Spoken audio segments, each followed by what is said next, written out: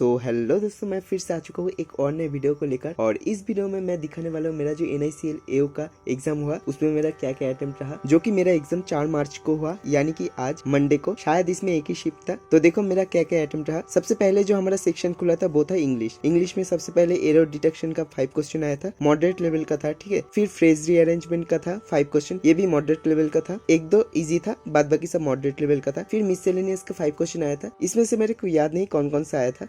और फिर आता है एक RC 10 क्वेश्चन का, ये भी मॉडरेट लेवल का था, थोड़ा सा डीप में क्वेश्चन पूछा गया था, ठीक है। और सिनोनिम एंटोनिम्स जो था वो नॉर्मल सा था। फिर एक पैराजम्बल आया था, ये बहुत कंफ्यूजिंग था, मेरे को अभी याद नहीं आ रहा, मैं शायद ऐसे कुछ किया था, ठीक है, CVEFAD। आप लोग भी अपना जो पैराजम्बल का सीक्वेंस है मेरे को कमेंट सेक्शन में जरूर बताना, मैं शायद यही किया हूँ। देखो मैं इस पैराजम्बल को किया और मिससेलेनियस 5 क्वेश्चन, फ्रेज रीअरेंजमेंट का भी 5 क्वेश्चन और एरर का भी 5 क्वेश्चन किया। और ये जो RC था इसमें से 2 क्वेश्चन छोड़ दिया, एक थोड़ा सा मेरे को ट्रिकी लगा और एक था ऑथर का क्या टोन रहा, तो वो मैं नहीं किया, ठीक है। तो टोटल मैं इधर से 28 अटेम्प्ट किए। फिर उसके बाद रीजनिंग आया था, जिसमें देखो सीलॉग्स आए थे 5 क्वेश्चन, ब्लड रिलेशन का 3 क्वेश्चन, मिससेलेनियस का 2 क्वेश्चन था, ठीक है। मिससेलेनियस का 2 क्वेश्चन यानी कि एक जो था बैकवर्ड फॉरवर्ड करके, और एक था एक वर्ड देता है उसमें से कुछ लेटर लेके हम लोग को बनाना पड़ता है, वो वाला मिससेलेनियस। और फिर पजल आए थे 5, जो कि 25 क्वेश्चन आए थे, जिसमें से एक रो था जिसमें से 6 पर्सन एक रो में बैठा था, नॉर्थ फेस, ठीक है। और एक स्क्वायर बेस था जो कि कॉर्नर और मिड का था, दोनों अलग अलग डायरेक्शन में। और एक स्टैक बेस आया था, यानी कि 8 सामान को हम लोगों को खरीदना होगा स्टैक बेस्ड, कौन कौन सा पहले आएगा कौन कौन सा बाद में। फिर एक आया था फ्लैट और फ्लोर था 4 फ्लोर और फ्लैट था 2,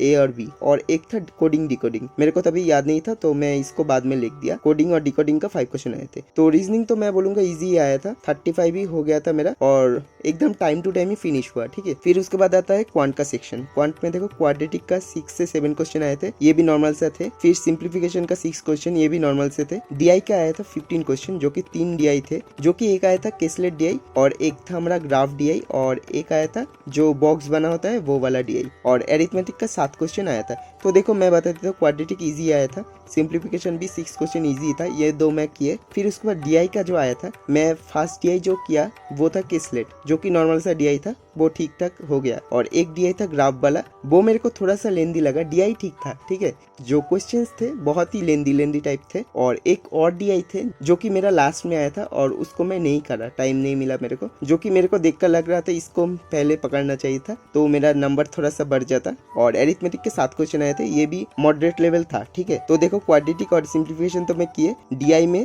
एक DI को मैं छोड़ ही दिया, और एक DI में एक क्वेश्चन मेरे को बहुत ही ज्यादा लेंदी लगा तो उसको मैं छोड़ दिया और मैं समझ भी नहीं पाया उसको। फिर उसके बाद एरिथमेटिक के बाद बाकी जो क्वेश्चन मैं किए, तो इधर मैं टोटल 26 अटेम्प्ट किए। तो क्वांट में बोलूंगा मॉडरेट था, मगर बहुत ही ज्यादा लेंदी था, मेरे को पता नहीं क्यों मेरे को इतना टाइम लगा। देखो मेरे हिसाब से जो क्वांट दिए थे इजी टू मॉडरेट साइड ही था, मगर मेरे को इतना क्यों टाइम लगा मेरे को समझ में नहीं आया। मैं स्पीड में ही कर रहा था फिर भी, तो चलो छोड़ो जो भी हुआ है। तो मेरा जो टोटल अटेम्प्ट रहा, देखो इंग्लिश में 28 किया, रीजनिंग में 35 और क्वांट में 26, तो टोटल अटेम्प्ट मेरा रहा 89, ठीक है। तो मैं बोलूंगा इंग्लिश तो मॉडरेट साइड था, रीजनिंग इजी था और क्वांट भी मॉडरेट साइड ही था। तो ओवरऑल देखा जाए तो पेपर तो इजी टू मॉडरेट लेवल का ही था। अब देखते हैं कट ऑफ कितना जाता है और मेरा मार्क्स कितना आता है। तो आप लोग भी कमेंट सेक्शन में मेरे को अपना जो अटेम्प्ट है जरूर बताना, और कौन से कैटेगरी से किए हो एंड कौन से पोस्ट के लिए किए हो वो भी मेरे को जरूर बताना। तो आज का वीडियो में इतना ही रखता हूँ, मैं मिलता हूँ एक और नए वीडियो में, तब तक के लिए चलो गुड बाय।